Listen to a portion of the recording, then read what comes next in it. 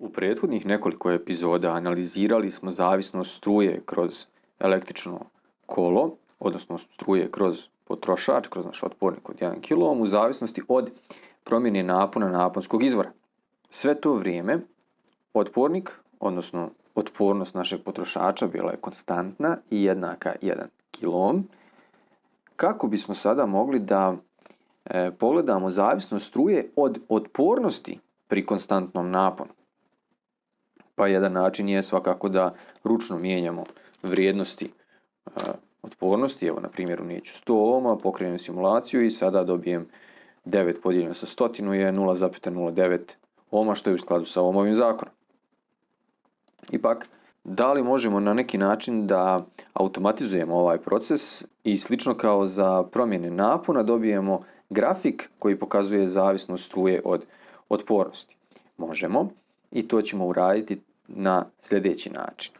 Nećemo mijenjati tip simulacije, .op direktiva treba da ostane, a grafik dobijamo u 2 koraka. Prije svega treba da definišemo varijablu koju ćemo mijenjati, promjenljivu koju ćemo mijenjati, evo neka se zove rvar, i unutar vitičastih zagrada taj naziv treba da stavimo umjesto vrijednosti, odnosno umjesto otpornosti, dakle gdje je pisalo 100 ohma, odnosno kilom, upisujem rvar unutar vitičastih zagrada. Ok, to izgleda ovako.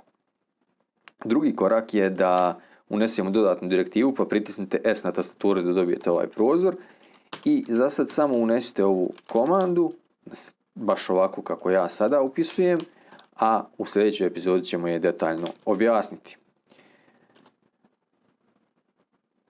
Nestrpljivi mogu da otvore knjigu i tamo pročitaju detalje prije nego što vide sljedeću epizodu.